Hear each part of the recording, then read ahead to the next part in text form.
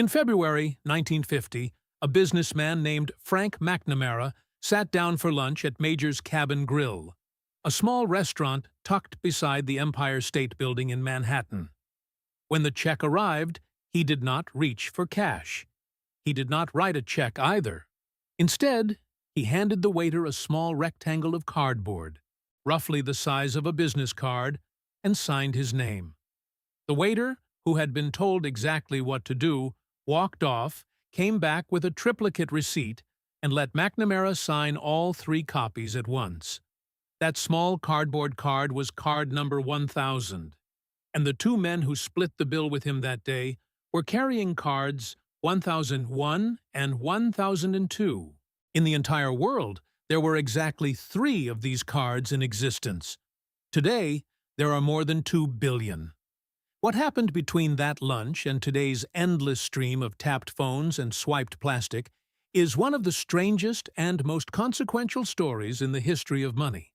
A chain of accidents, failures, and household mishaps that somehow built the invisible infrastructure underneath almost every purchase on Earth.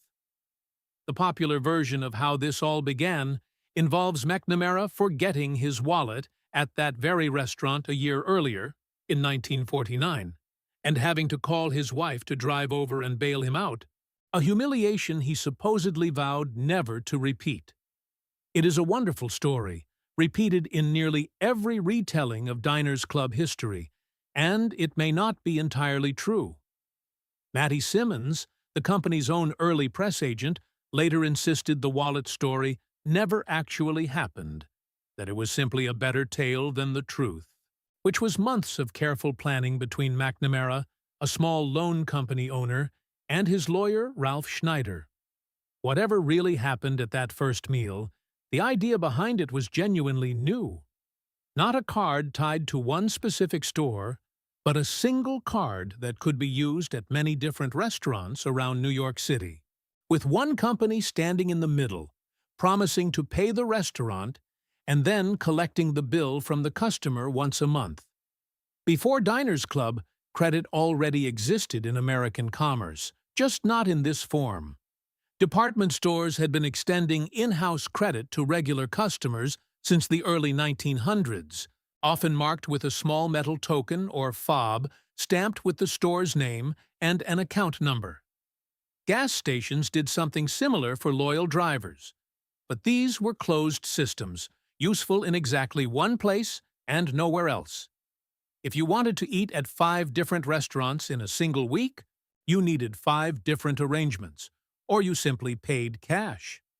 McNamara and Schneider's insight was that a single trusted intermediary could sit between the customer and dozens of separate merchants, absorbing the risk of non-payment in exchange for a fee, a model borrowed loosely from the world of personal loans that McNamara already understood. It nearly did not survive its own launch. Restaurant owners were skeptical of 2 men they had never heard of asking them to accept a slip of cardboard instead of real money.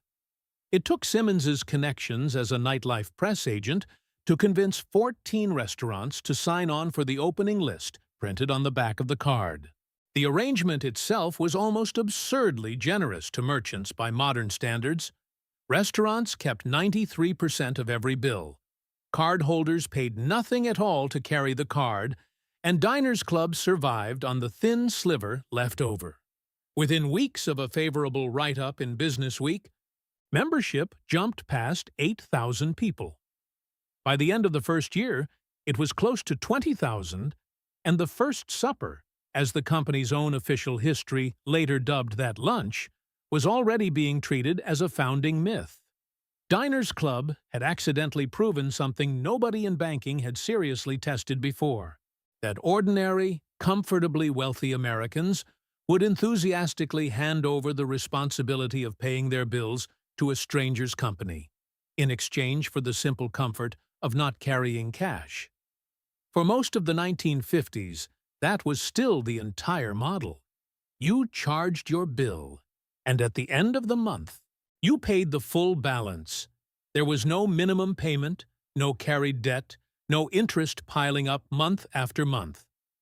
What Diners Club had actually invented was a charge card, not what we would now recognize as a true credit card, and for a while, competitors like American Express followed the exact same formula. The real transformation, the one that turned this into something closer to modern debt, came from a bank in California that was willing to take a much bigger and much messier risk.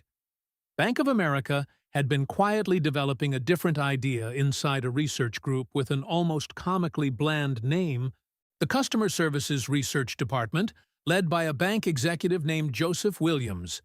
Williams wanted something Diners Club did not offer: revolving credit, meaning a cardholder could carry a balance from month to month rather than paying it off in full, financing that balance with interest the way a loan worked.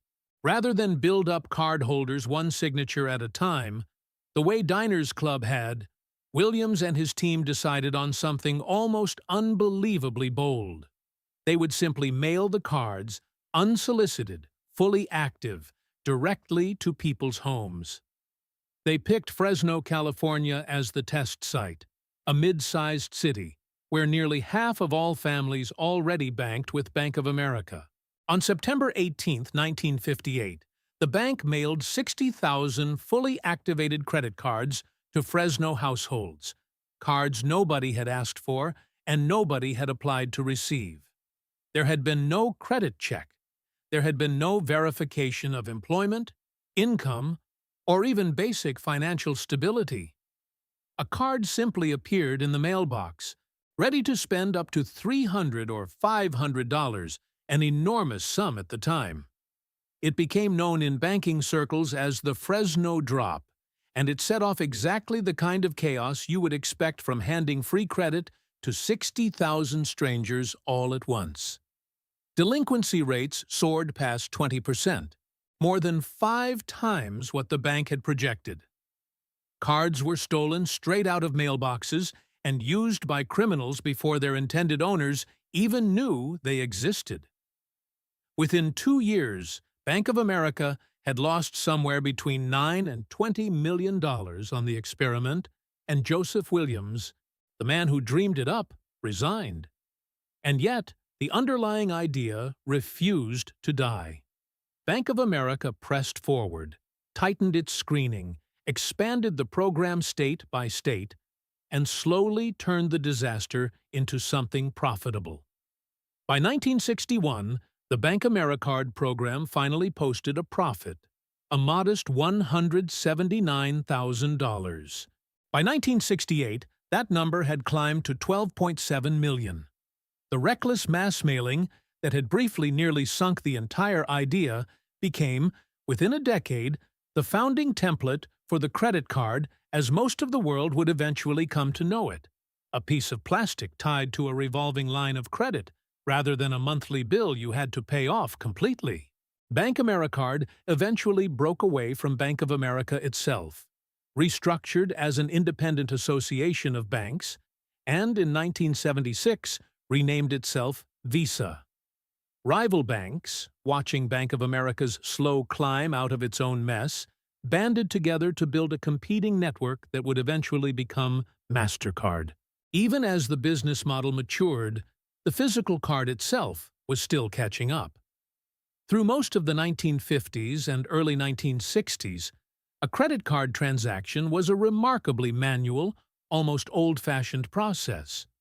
A clerk would place the embossed card into a mechanical device called an imprinter, press down a lever, and produce a carbon copy of the raised numbers on a paper slip. The exact triplicate process McNamara had watched a waiter perform back in 1950. For any purchase above a certain amount, the clerk often had to stop and place an actual phone call to a verification service just to confirm the card was legitimate and the customer had enough available credit, a process that could leave a line of impatient shoppers standing at the register for minutes at a time. The solution to this bottleneck arrived from an unlikely place and through an even more unlikely piece of household equipment. In the early 1960s, an IBM engineer named Forrest Perry was working on a classified government project, trying to attach a strip of magnetic tape to a plastic identification card so it could store data securely. He could not get the adhesive to work. Every glue he tried either warped the delicate tape or interfered with its ability to hold information. According to the story IBM itself now tells as part of its own official history, Perry came home one evening still stuck on the problem and found his wife, Dorothea, ironing clothes in their living room. When he explained his frustration, she suggested he simply use the iron, applying just enough heat to melt the magnetic stripe directly onto the plastic without destroying it. He tried it. It worked.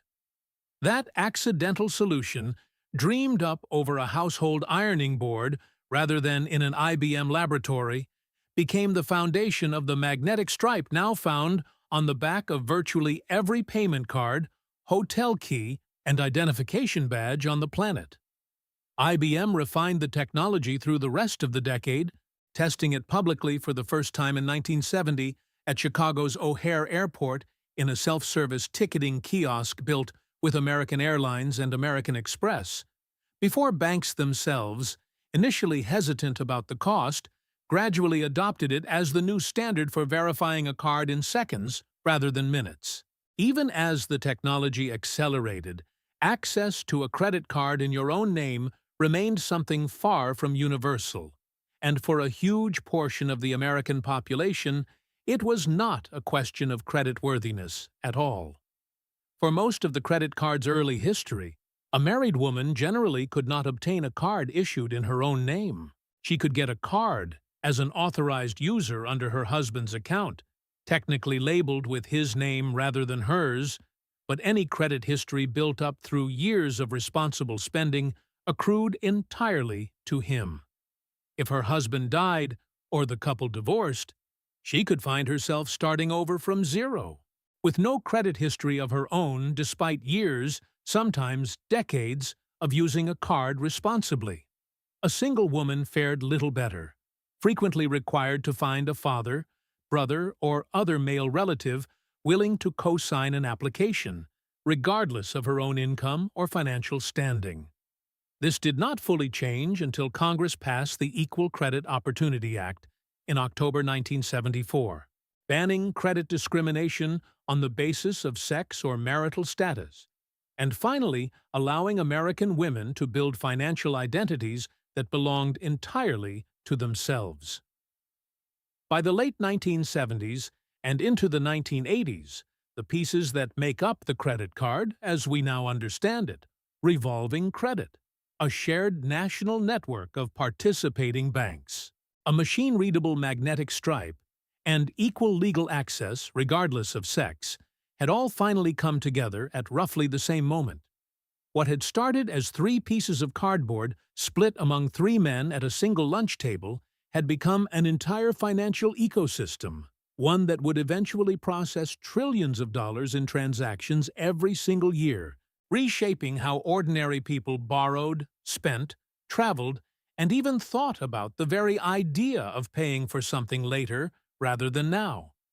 None of it happened the way a tidy corporate history might suggest, in a straight line from brilliant idea to global triumph. It happened through a possibly invented story about a forgotten wallet, a wildly reckless mass mailing to 60,000 unsuspecting strangers that nearly bankrupted its own inventor, and a wife's offhand suggestion to reach for a laundry iron instead of walking away from a stubborn engineering problem. Somewhere in that tangle of accident and improvisation, cardboard slowly turned into plastic. Plastic turned into a magnetic stripe. And a novelty for wealthy New York businessmen turned into something now sitting in almost every wallet, purse, and phone case on the planet, so thoroughly embedded in daily life that almost nobody pauses anymore to remember. It began with a single, possibly exaggerated, story about an embarrassing lunch.